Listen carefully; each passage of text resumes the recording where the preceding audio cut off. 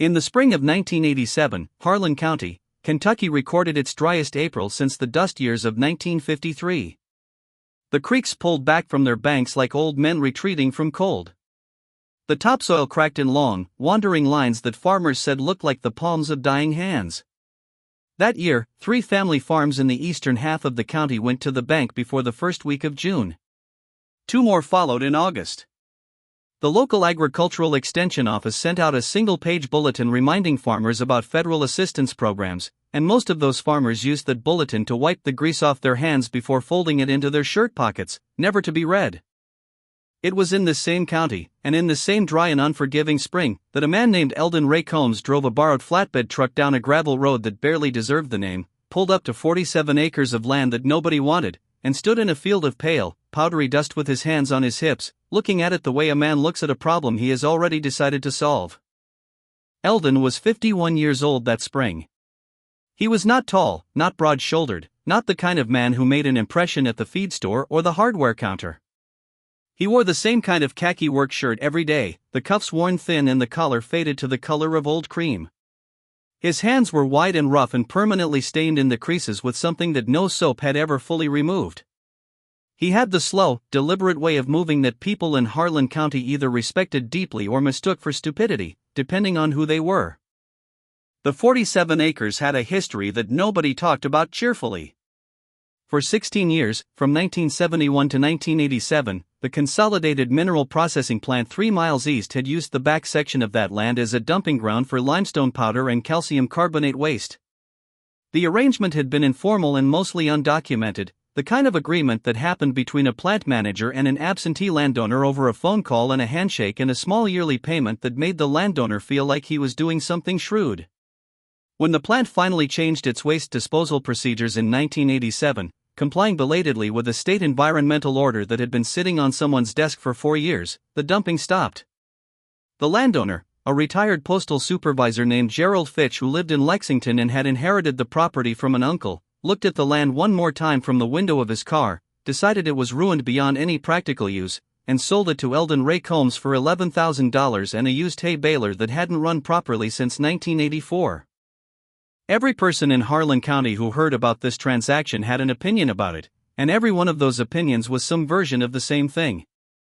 Eldon's lost what little sense he ever had, said Roy Stamper, who ran the grain elevator on Route 119 and considered himself something of an authority on land values and human folly. That ground's dead, said Dale Compton, who farmed the adjacent 200 acres and had watched the limestone trucks roll in for a decade and a half. You couldn't grow a weed in that powder. I've seen it. Bless his heart, said Mavis Holt at the Busy Bee Diner, which was the kind of thing the women in Harlan County said when they meant something closer to what a shame. Eldon's wife, Ruth Ann, did not say anything for 3 days after he told her what he'd done. She stood at the kitchen sink washing dishes in a manner that communicated very clearly that she was thinking hard about something and that the thinking was not going well for Eldon. On the 4th day she said, "Tell me what you see that the rest of us don't." It was a good question. It was the right question. What Eldon saw was calcium. He had grown up on apple orchards. His father, Clyde Combs, had worked 22 acres of mixed apple varieties in Bell County from the time Eldon was 5 years old until the time Eldon left for the Army at 19. Clyde Combs was not an educated man, but he was a man of deep and patient curiosity about the soil, and he had taught his son that apples wanted sweetness in the ground. Apples wanted alkaline soil. Apples wanted calcium. For generations, farmers in regions where the soil ran too acidic spent money every year spreading ground limestone over their orchards to bring the pH up to the range where apple trees could do what apple trees wanted to do.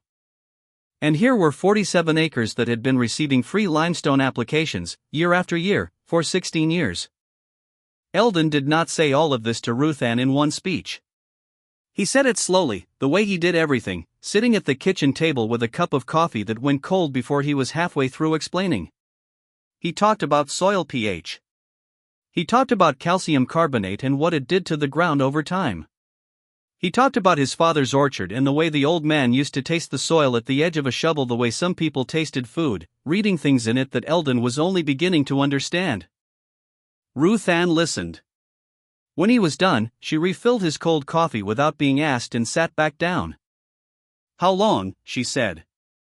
5 years before the first real harvest. Maybe 7 before we know what we've got. She looked at him for a long time. Then she said, "We're not getting any younger, Eldon." "No," he said. "We're not. But we're not dead yet either." "No," he said again. "We're not that either." She nodded once, the way Ruth Ann nodded when a decision had been made and the talking was finished. Eldon drank his hot coffee. Outside, the dry April wind moved through the cedar trees along the fence line, and somewhere down the road one of Dale Compton's cattle was complaining about something, the low sound carrying across the still air like a question nobody could answer. The first thing Eldon did was get the soil tested. He drove soil samples from 12 different points across the 47 acres to the county extension office and waited 2 weeks for the results. What came back confirmed what he had suspected and then exceeded it. The pH across the field ranged from 6.8 to 7.4, with the highest readings in the section that had received the most concentrated dumping.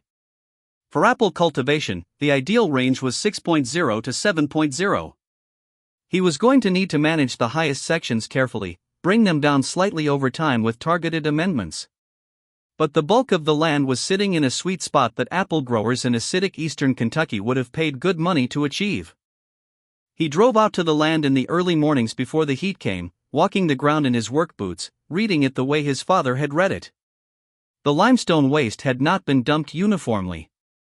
In some sections it lay thick and powdery, almost like beach sand, and here the soil biology had been severely disrupted. Earthworms were absent. The microbial activity that gives living soil its faint dark smell was missing. It smelled like a quarry floor. But in other sections, particularly along the eastern edge where drainage was better and the dumping had been lighter, the native soil underneath was still alive, still workable, still capable of being awakened. He bought a used tractor, a 1974 John Deere 4020 that had been sitting behind a retired farmer's barn for 6 years, its green paint gone the color of old olives, one rear tire flat and the starter hesitant as a man with a stutter. Eldon paid $800 for it and spent 3 weeks in his yard taking the engine apart and putting it back together, ordering parts from a catalog and waiting on the mail and working by the light of a single bare bulb hung from the barn rafters on nights when the light lasted long enough. His neighbor, Dale Compton, drove by one afternoon and stopped his truck at the fence to watch Eldon working on the tractor. Dale was a big man with a red face and opinions that arrived before he did. "What are you planning to do with that old thing?" Dale called out. "Plow," Eldon said, without looking up from what he was doing. "Plow what? That limestone desert you bought?" Eldon set down his wrench and looked at Dale. "Apples," he said. Dale stared at him. Then he laughed, a short hard sound like a cough. "Eldon, that ground has been poisoned. You can't grow apples in calcium powder." "It's not poison," Eldon said. He picked his wrench back up. "It's fertilizer. It just doesn't know it yet." Dale shook his head and drove off, and Eldon could hear him still shaking his head and the sound of his truck shifting through the gears down the road. The summer of 1987 was the summer of the work nobody saw. Eldon was out on that land 6 days a week, sometimes 7. He ran the old 4020 in long slow passes, turning the limestone layer under, mixing it with the native soil below.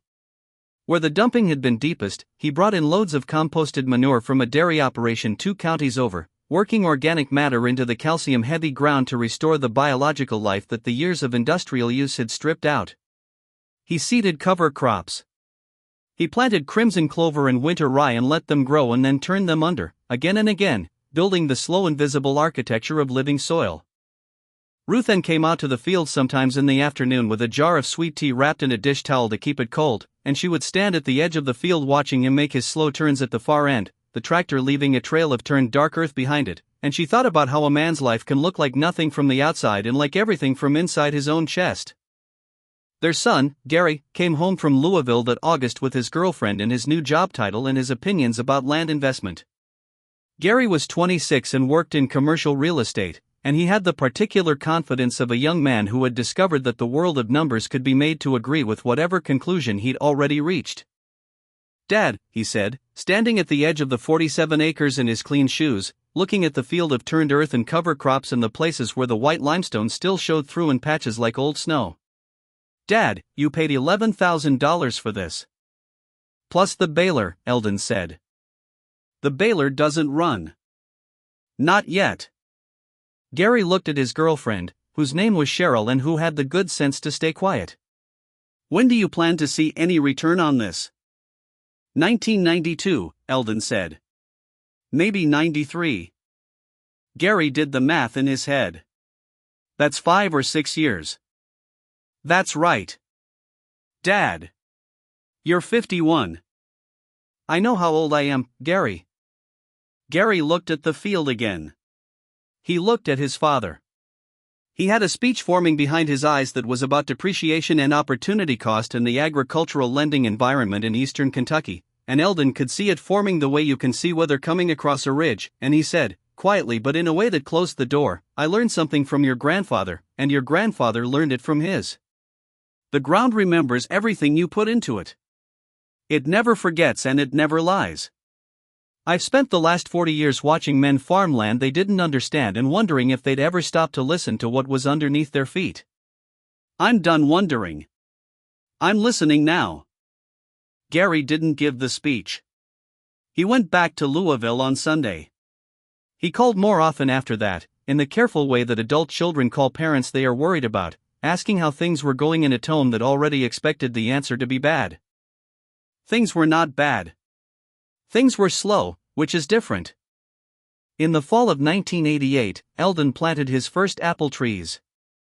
He had spent the better part of a year researching varieties, driving to nurseries, writing letters to the University of Kentucky Agricultural Research Station at Quicksand, and spending evenings at the kitchen table with his father's old notebooks, the handwriting faded to the color of river water, full of observations about fruit set and frost timing and the particular behavior of certain old varieties in hill country soils.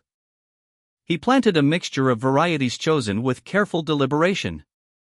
Gold Rush, a late-season apple with the flavor complexity that the farmers market buyers in Lexington and Louisville were beginning to seek out.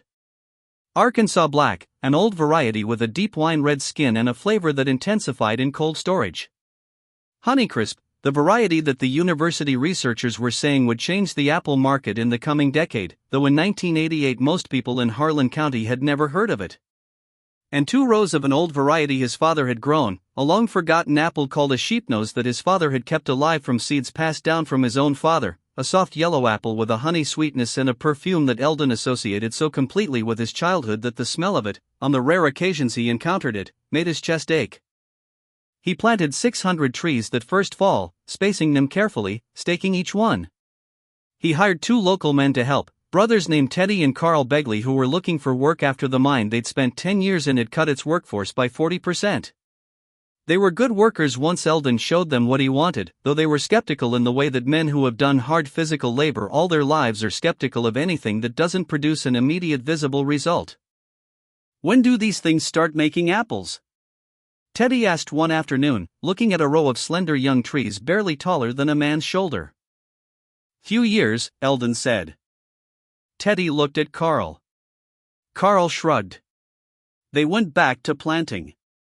By 1990, 600 trees stood on the 47 acres, and Eldon was managing them the way his father had managed his orchard, which was to say with constant attention and minimal fuss. He walked the rows every morning of the growing season, reading the leaves the way other men read newspapers, watching for the early signs of disease and pest pressure, learning the individual personalities of different trees the way you learn the individual personalities of livestock or children. Some trees were vigorous and fast, reaching for light with an almost aggressive energy. Others were slower and more conservative, putting their energy into root depth rather than canopy spread. Eldon respected them all for what they were. The neighbors had stopped laughing by 1990. They had not started approving, exactly.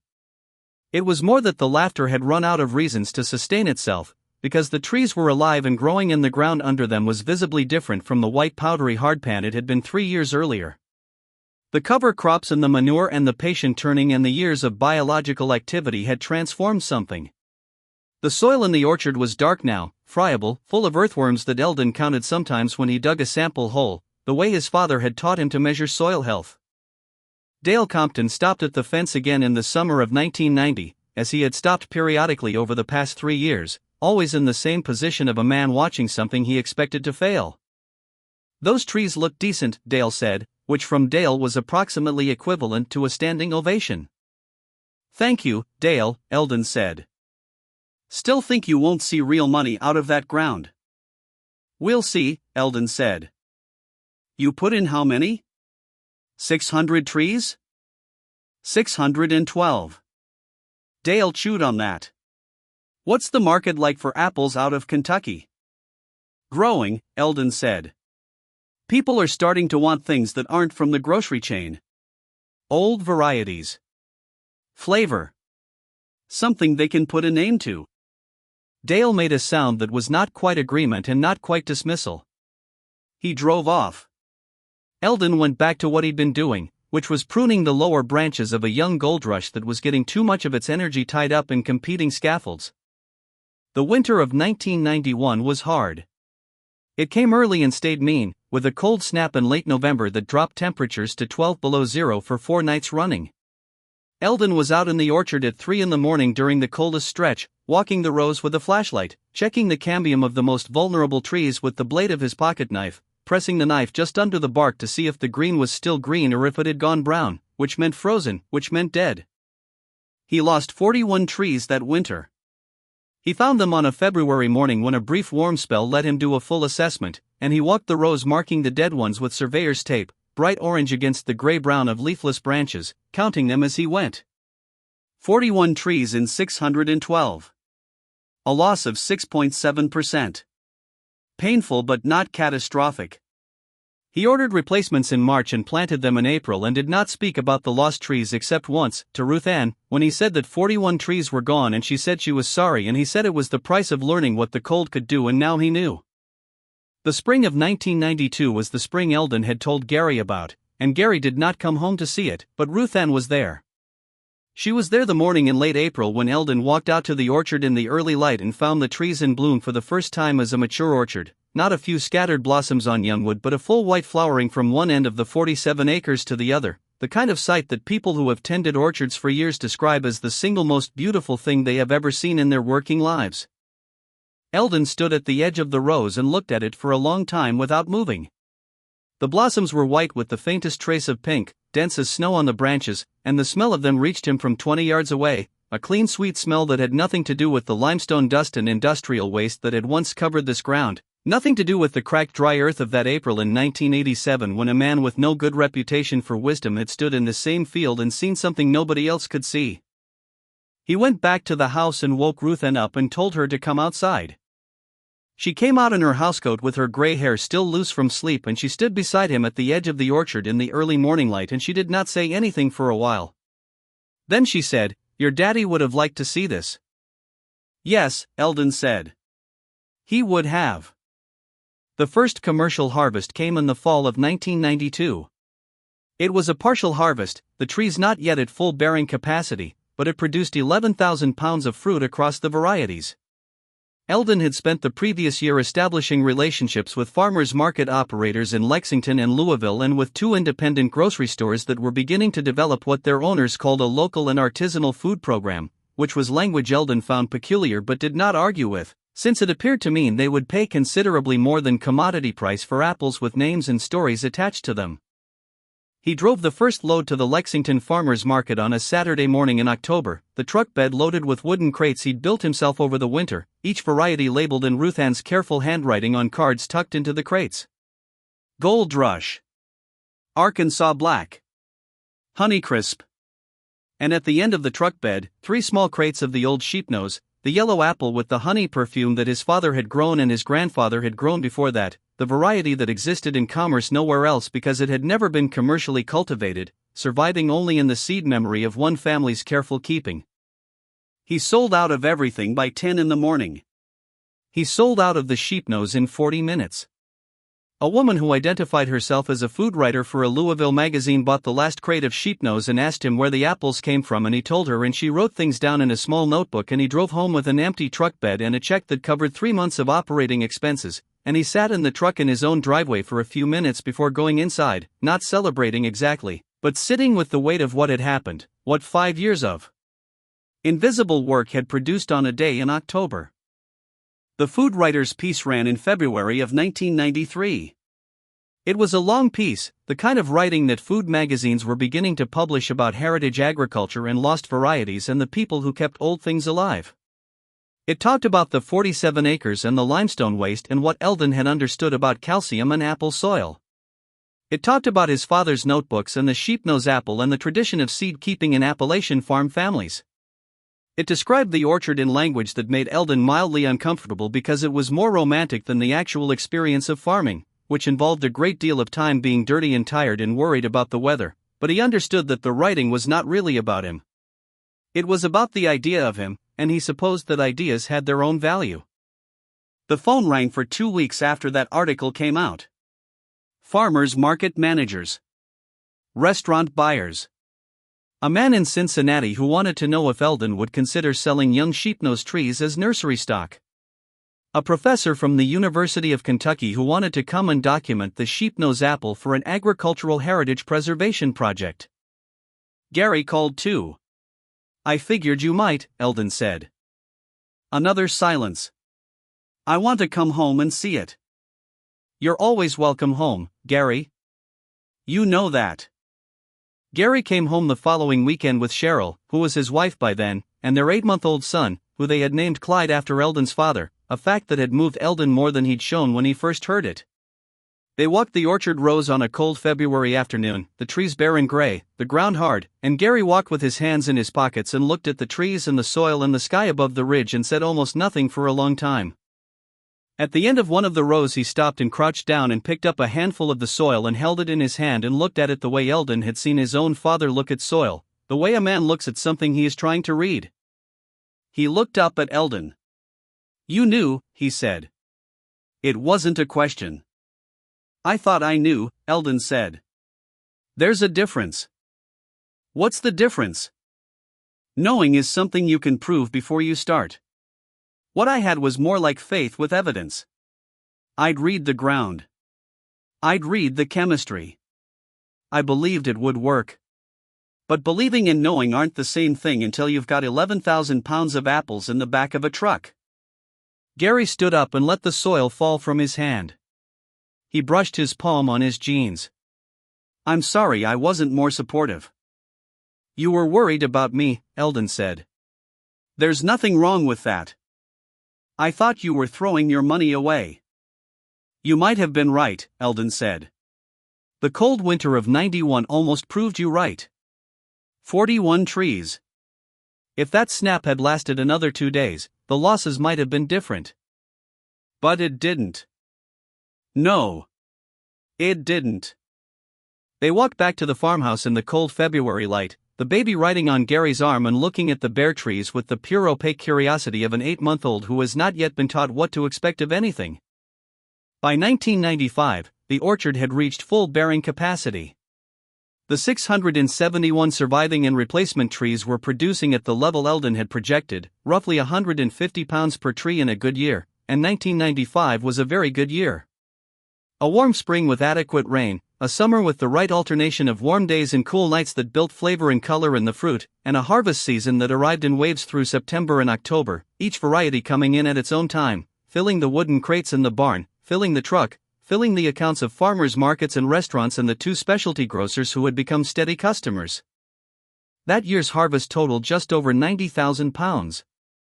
At an average price that was 3 times commodity rate for the named heritage varieties and 5 times commodity rate for the sheepnose, which had by then acquired a small but devoted following among food writers and chefs and a growing population of people who were beginning to want their food to have a history, the 47 acres produced a return that made Roy Stamper at the grain elevator go quiet when he heard the number, which was the kind of response from Roy that people in Harlan County considered a high honor.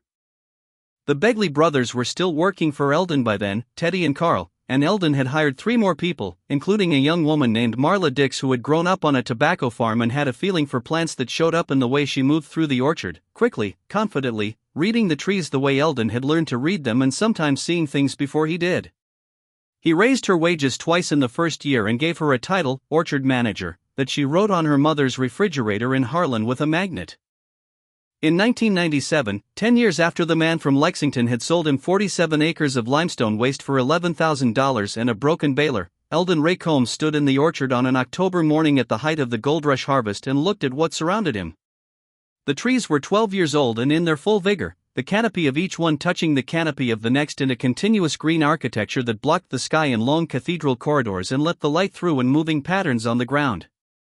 The smell of ripe apples was everywhere, thick and sweet and faintly alcoholic the way it gets in harvest season when fallen fruit begins to ferment under the trees. Teddy Begley was driving the harvest cart down the next row. Marlo was on a ladder in the row beyond that. Carl's voice carrying somewhere farther away, talking to one of the newer workers about something. The baler, which Eldon had finally gotten running in 1994 with a rebuilt hydraulic pump and a collection of parts sourced from 3 different counties, was sitting at the edge of the field where it was used now for hay on a small additional parcel he'd leased from Dale Compton, who had become, in the slow and grudging manner of men who do not easily admit error, something close to a friend. Eldon had a meeting the following week with a man from a specialty food distributor in Nashville who wanted to discuss representation in Tennessee, Georgia, and North Carolina. He had a call scheduled with the University of Kentucky about expanding the sheepnose documentation project into a formal genetic preservation effort. He had a letter on his desk from a young couple in neighboring Leslie County asking if he would be willing to let them walk the orchard and ask him questions, because they had land of their own with a soil problem and they had read about what he'd done and they were wondering if there was something in it that applied to their situation. He thought about that letter sometimes. He thought about it the way he thought about his father's notebooks, and the way his father had tasted soil from a shovel blade, and the way knowledge moved through time, from one set of hands to another, not always loudly or in books, sometimes just in the patience to stand in a field that other people had given up on and ask what the ground was trying to say. He wrote back to the young couple that evening. He told them to come on Saturday morning and bring their soil data if they had any. He said they were welcome to walk the orchard for as long as they needed. He said he didn't know if what he'd done here would apply to their situation, but that the first step was always the same: you had to listen to the ground before you could talk to it, and most people spent their whole lives doing it the other way around. The morning of the day they were to come, Eldon rose before sunrise and walked the orchard alone in the early gray light before the crew arrived, as he had walked it most mornings for 10 years. The trees stood in their rows in the half-dark, enormous now, the trunks thicker than his arm, the bark rough and gray and deeply furrowed in the way of middle-aged apple trees, each one carrying in its wood the record of 10 growing seasons, 10 winters, the cold snap of 91, the drought of 94 that had nearly scorched the fruit set, all the rain and frost and heat and patient tending that had brought them here. He stopped in the middle of the orchard and stood still and just listened. The morning birds were beginning. A wood thrush somewhere in the tree line, its voice looping in liquid. The creek at the bottom of the property moving over its stones. The soft sound of wind in the high canopy, moving the last of the season's leaves in slow circles toward the ground. 47 acres. $11,000. 16 years of limestone waste. 5 years of invisible work. 10 years of harvest. He thought about Roy Stamper's voice saying, "Eldon's lost what little sense he ever had." He thought about Dale Compton laughing that short hard laugh by the fence. He thought about Gary standing in this same place in his clean shoes, doing the math in his head, and the way Gary had crouched down years later and picked up the soil in his palm and looked at it like a man trying to read something he didn't have the language for yet. He thought about his father walking the rows of his orchard in Bell County in the cool September mornings, pausing to lift a branch and look at the underside of a leaf, stopping to press his thumb against the soil at the base of a tree, reading and reading and reading the language of the living ground. He had always known that the ground was not wasted. That what looked like ruin from a distance was something else up close, that destruction and transformation are sometimes the same process moving in different directions at different speeds, and that the difference between a man who sees waste and a man who sees possibility is often not intelligence or education but only the willingness to get close enough to look. The sheepnose trees were bearing their third heavy crop. The fruit was hanging now in the early morning light, yellow-green and luminous, each one a small inheritance from a chain of careful hands going back past his father and past his father's father to some unnamed hillside farmer in the 19th century who had tasted this fruit and decided it was worth keeping, who had cut a scion and wrapped it and carried it through the winter and grafted it to a rootstock in the spring and given it forward, not knowing where it would go or who would receive it or whether the chain would hold or break somewhere in the hard years that were always coming for farmers and always had been. The chain had held. It was holding now, here, in this orchard on 47 acres that nobody had wanted, on ground that a cement plant had used for a dumping yard and that a retired postal supervisor had sold for $11,000 because he believed it was ruined, and that a quiet man in a faded khaki shirt had looked at and seen not what it was but what it was becoming. The young couple from Leslie County would arrive on Saturday and stand at the edge of these rows and look at what 10 years of patience had produced, and Eldon would walk with them and answer their questions and try to give them what he could, which was not a formula or a guarantee but only the evidence of what happened when a man decided to listen to the land instead of arguing with it. He reached up and touched one of the sheepnose apples, not picking it, just cupping it in his wide rough palm for a moment, feeling its weight and the slight give of ripe flesh under tight skin. It smelled the way his childhood had smelled on the best mornings. It smelled like his father's hands. It smelled like October in a Kentucky orchard, like soil that had been brought back from the edge of its own death, like something that had been given up for lost and then, quietly, by the light of a bare bulb in a barn and the slow turning of a plow and the faith that lives somewhere below knowing, found its way back. He let go of the apple and left it on the branch. There was more work to do. There always was. The harvest carts needed checking and the first crew would be arriving in 2 hours, and Ruth Ann had started the coffee and the morning was coming on fast now, the sky lightening above the ridge to the east in the particular way it lightened in October over this county, clear and cold and full of a kind of beauty that only people who had stayed in a hard place long enough to earn it could fully see. He walked back toward the farmhouse through the orchard rows, the fallen leaves soft under his boots, and in every direction around him, as far as he could see in the growing light, the trees stood in their long green rows on ground that had been ridden off and walked away from and had proven, in the end, that it had only been waiting for someone patient enough to believe in what it could still become.